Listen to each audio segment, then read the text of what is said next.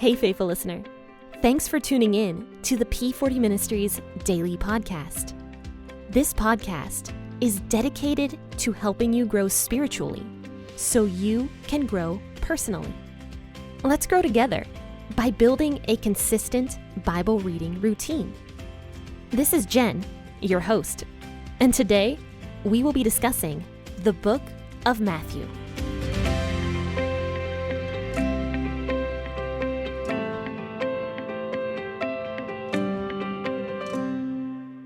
Hi, good morning, friends and faithful listeners. Thank you so much for tuning in this morning to the P40 Ministries podcast with your host, Jen. And today we are going to be discussing Matthew chapter 27, and we're going to finish out this chapter this morning by reading verses 50 through 66. Now, we read verse 50 on Tuesday, but I thought we should read it again today just to give some context here about everything that's happening. Now, I'd like to do a quick recap, though, before we begin discussing this chapter. Basically, Jesus was hung on the cross to die. He was mocked, he was bruised, he was all sorts of different things, and he finally has died. And so that is where we are going to start reading today. Verse 50 all the way to the end of the chapter to verse 66. So let's go ahead and grab that cup of coffee and our Bibles, and let's go ahead and read. Jesus cried again with a loud voice and yielded up his spirit. Behold, the veil of the temple was torn in two from top to the bottom. The earth quaked and the rocks were split. The tombs were opened, and many bodies of the saints had fallen asleep were raised. And coming out of the tombs after his resurrection, they entered into the holy city and appeared to many. Now the centurion and those who were with him watching Jesus when they saw the earthquake and the things that were done were terrified, saying, "Truly this was the Son of God." Many women were there watching from afar, who had followed Jesus from Galilee, serving him. Among them were Mary Magdalene, Mary the mother of James and Joseph, and the mother of the sons of Zebedee. When evening had come, a rich man from Arimathea named Joseph, who himself was also Jesus' disciple, came. This man went to Pilate and asked for Jesus' body. Then Pilate commanded the body to be given up. Joseph took the body and wrapped it in clean linen cloth and laid it in his new tomb, which had been cut out in the rock. Then he rolled a large stone against the door of the tomb and departed. Mary Magdalene was there, and the other Mary, sitting opposite the tomb. Now on the next day, which was the day after the preparation day, the chief priests and the Pharisees were gathered together to Pilate, saying, "Sir, we remember that the deceiver said while he was still alive, 'After 3 days I will rise again.' Command, therefore, that the tomb be made secure until the third day, lest perhaps his disciples come at night and steal him away and tell the people he has risen from the dead, and the last deception will be worse than the first." Pilate said to them, "You have a guard. Go make it as secure as you can." So they went with the guard and made the tomb secure, sealing the stone. So now we see that Jesus has died, and he has died willingly because it says that he yielded up his spirit in the WEB version, which basically means old-fashioned way of saying he chose to die. So of course he was hanging on the cross, and because he was still cognitive, because he was still able to function and to speak, we know that he did in fact die, because many times people could be left on those crosses for days without dying. And it was a slow form of torture. Now, Jesus was only on the cross for 6 hours before he died. So it says that he died after everything was finished and his purpose on that cross was done. He didn't need to stay on there any longer, and he was done. So it says that he released his spirit pretty much. So Jesus is now dead on the cross. And it says that once this happened, the veil of the temple was torn in two from the top to the bottom. Now, the veil of the temple is actually the temple that was in Jerusalem. It was a very beautiful and big temple that had tons of gold, and it was a very flashy temple. Now, there was a huge, thick, gigantic cloth that covered the holy place from the most holy place. And I want to say that this cloth was like 80 pounds or more or something like that. I can't remember what it was, but it was a huge, thick cloth that signified the separation of God and man, pretty much. God was in the most holy place. That was where he was supposed to live. And that is where only the high priest was supposed to go into. That was the only thing, the only person that was allowed in there was oh gosh, what did I just say? The holiest priest? No, the high priest. I'm sorry. Man, I got really messed up there. Okay, so the high priest was the only one that was allowed in the most holy place. And then the other priests were allowed in the holy place, and then the courtyard was for everybody else pretty much. And I think people could go into different areas of this temple. Now, this place was huge. Tons and tons of people could gather in the temple. And so when God ripped that veil from top to bottom, he was the one who did that. He was showing that you no longer have to worry about it. Like, you don't have to worry about sacrifices anymore. It's been paid. You can now come to me. You can now pray to me. You can do all this stuff. The old law, the old covenant is exactly what it is now. It's the old covenant. We have a new covenant now, which was fulfilled when Jesus died. And so that is what God is showing the people, that by ripping the veil, that people could now come to him. It didn't have to be a high priest to go to God for you. It could be you going to God because of Jesus, pretty much. So it says that the veil was ripped, pretty much, and basically this huge earthquake happened. And this earthquake was actually also mentioned by other Greek historians. We mentioned a couple Greek historians on Tuesday that had mentioned this eclipse that had happened during the full moon when Jesus was on the cross.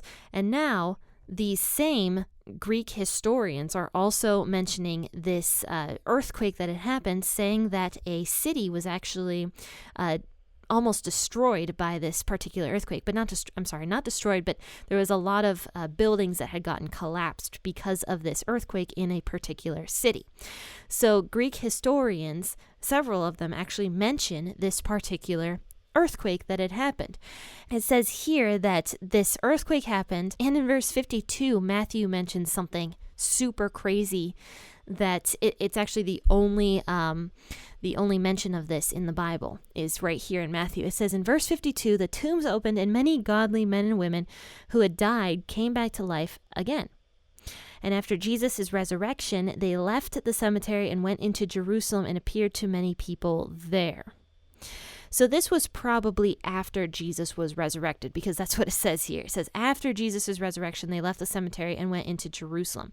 So maybe the earthquake happened and some of the tombs were opened, but the people came back to life after Jesus had been resurrected. The resurrection power was so great that many godly men and women came back to life to basically go and preach the gospel to people, kind of like the way Lazarus had come back to life. And we haven't mentioned Lazarus yet, but Lazarus was actually somebody that God had healed. Lazarus was in the tomb for several days before Jesus got to him and healed him, and Lazarus did in fact come back to life. And, his life wasn't forever. He ended up dying again, but that was probably the same thing that happened with these particular people here. And these people obviously once again died later on, but came back to life during that time period to minister to other people in Jerusalem, is what it says here. It says that after Jesus' resurrection, they left the cemetery and went into Jerusalem and appeared to many people there. Now it says in verse 54 that the soldiers at the crucifixion and their sergeant, or the centurion, basically, a centurion was a commanding officer that commanded 100 people. So this centurion was super frightened by this earthquake and everything that had happened, probably the eclipse and everything that they saw happening with Jesus and everything. They were terrified. And it says that the centurion says, surely this man was the Son of God. Now, of course, the centurion didn't understand that this man, Jesus, is the Son of God, because Jesus was going to come back from the dead. Obviously, this centurion could not have understood that. So he says this man was the Son of God. So he is believing now. This centurion could have been one of the ones that was abusing and beating and hitting and mocking Jesus before. And now he's seeing everything that is happening, and he is having a change of heart. And I actually mentioned on Tuesday some of the people that did have a change of heart when they were seeing all this crazy miraculous stuff happening with Jesus on the cross. Some people were very moved. For example, the criminal that was on the cross, he started out also mocking Jesus, but we find out later on that he did in fact start believing in Jesus and changed his tune a little bit, because for 3 hours when an eclipse is happening and all these things about Jesus, how could you not start believing or thinking stuff is funny? Or I don't know, you would start having to think about this like the centurion here did. The centurion was seeing all this and he changed his tune, and he is now believing in Jesus, that Jesus was the Son of God. So it says here that there was a bunch of women actually that had come down from Galilee with Jesus to care for him, and they were watching everything that was happening at the crucifixion from a distance. And so it says that Mary Magdalene was there, and Mary, the mother of James and Joseph, and the mother of James and John, the sons of Zebedee. We've seen the mother of James and John before when she came up to Jesus and asked about her sons. We talked about that a long time ago. But there were these women here with Jesus. Jesus' mother was there, and Mary Magdalene was there. And these women that were ministering to Jesus were in fact there at the cross with Jesus, and they were watching everything that was happening.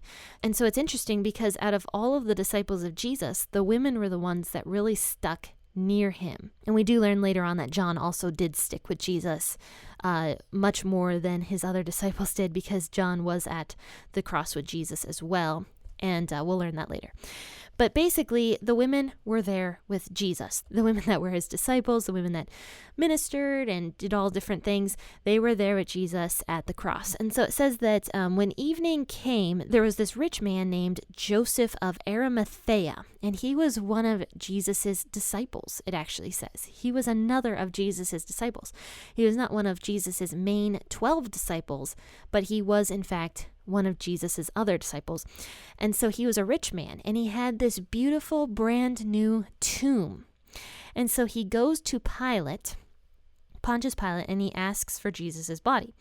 Since Pontius Pilate was the one in charge of Jesus's basically crucifixion, he went to Pilate to go get Jesus's body. And usually people who were executed by crucifixion as an extra torture to the families or something like that, the people on the cross were meant to just rot there, basically, and let the birds and bugs and everything else eat the bodies. Now, the Jews, since it was Passover, probably did not want this. And so it says that Joseph, this guy Joseph, goes to Pilate and asks for Jesus' body. And he's like, I have a brand new tomb right over here. Can I please take Jesus' body? Now, the Romans were actually known for allowing some people to take the bodies of the executed people kind of as a, I don't know, in different occasions, they would actually let some executed people go home with their families and be buried properly. So Pilate gives in, and he's like, okay, fine, you can take Jesus's body. And so it says that Joseph did take Jesus's body, and it says that they wrapped it in a nice clean linen cloth and placed it in a new rock-hewn tomb. So in other words, this tomb was super expensive. It was carved out of pure rock. And actually in John, it mentions that this tomb was super close to the crucifixion area. It says that in that same area there was a garden, and in this garden there was a tomb. And so Joseph might have, this is something funny I kind of read on Enduring Word commentary. I found this, it was kind of interesting. Joseph might have gotten upset that he built this tomb and paid all this money to have this huge, beautiful tomb built in this garden, and all of a sudden the Romans start executing people in this same area. And so the tomb might have actually gone down in value, and because he didn't want his family to be buried in that tomb, the tomb was empty, and that is why this Joseph man had an empty tomb there, was because the tomb went down in value because the Romans started executing very close to where this tomb was, basically. So, but even if that was the case, it was perfect because that tomb was specifically meant for Jesus. It was meant for him. So it worked out perfectly. So Joseph had this empty tomb that maybe had gone down in value, but it was perfect for Jesus's body because it was so close to the crucifixion area. Plus it was coming up on the Sabbath day. And so because the Jews were not allowed to work at all on the Sabbath day. You remember me talking about the crazy rules that the Pharisees had for the Sabbath and everything like that. Because they were not allowed to work on the Sabbath day, this was the perfect tomb to lay Jesus' body in. So they hurried and took Jesus off the cross and put him in this tomb and put this nice clean linen cloth over him and placed him in this tomb. And it says that Joseph decided to roll a great stone, so this big giant stone, across the entrance of this tomb. And this was something that rich people often did so that the bodies would be preserved and everything like that. The stone was rolled over the tomb and no one could get in there unless you have several men to roll away this giant stone. And so it says that they placed the stone at the entrance and left because the Sabbath day was coming. They weren't allowed to work. They had to split. So it says that both Mary Magdalene and the other Mary were sitting nearby and watching everything that was happening. So this was the other Mary was probably not Jesus's mother, but the Mary that we have talked about, Mary and Martha, the two sisters. So they were sitting nearby watching everything that was happening with Jesus's body, probably crying, probably in so much distress over everything that happened, because they were two women that just very, very much loved Jesus and often followed him around and ministered with him and for him and everything. So these women loved Jesus and they were his friends, and they're sitting there crying and, upset about everything, but they're watching what's happening with Jesus's body so that they can go and properly preserve him later when they have more time, because they weren't allowed to do that on the Sabbath day. So it says that the next day on the Sabbath, which is as interesting as this is, the next day on the Sabbath, the Pharisees are breaking their own Sabbath laws that they made up. They go over to Pilate and they start working. And they're saying to Pilate, they're like, "Sir, that liar over there, that Jesus, that deceiver." So they're just making up these names about Jesus and blaspheming Jesus and the Holy Spirit, I should mention. And it says that they say that after 3 days, Jesus said he would come back to life again. So they're saying to Pilate here, they're like, "We request an order from you to seal the tomb until the third day to prevent his disciples from coming and stealing his body and then telling everyone he came back to life." So the Pharisees are afraid, because I think they do partially recognize that there's something special about Jesus, and they were jealous of Jesus's God-given powers and abilities and everything like that. They were so upset and so jealous over that, but they know that Jesus is special. And so out of their own fear, they are saying, "Pilate, can you please put a guard over on that tomb over there so that the disciples don't come and steal Jesus' body away and claim that he rose again?" And he says, if that happens, we'll be worse off than we were at first, because all these people will start believing it again and blah, blah, blah. So they are super upset. And that is why they're going to Pilate on the Sabbath day, when they were only supposed to take like 20 steps the entire day or something like that. And so then Pilate's just like, "I don't care." And he says, "Use your own temple police. You've got police officers in your temple. You do it." And he's like, "They can guard it." He's like, "I'm not going to put my men on this. You do it." And so it says that they sealed the stone and posted guards to protect it from intrusion. And that is how this chapter ends. And Jesus has a big surprise for us in the next chapter. So join me then. It's a cliffhanger. And we will find out what happens next. So join me on Tuesday, and we will be discussing Matthew chapter 28. And then after that, we're going to be pretty much done with the book of Matthew. And we'll be moving into the book of Mark. So friends, if you liked this episode, please rate it 5 stars and also write a review, because reviews are huge for a podcast. That is how more people are going to find the podcast. And it's a very simplistic thing you can do to actually get the word out there. This is a biblical podcast. We are supposed to spread the word. So if you write a review, as odd as that sounds, it is a really excellent way to spread the podcast even further, because the more reviews the P40 Ministry podcast has, the more people can find it. So if you write a review or like it or click 5 stars or even subscribe to the podcast, that will help more people find it. But friends and faithful listeners, I hope you have a really fantastic rest of your Thursday and that you are blessed. God bless and happy listening.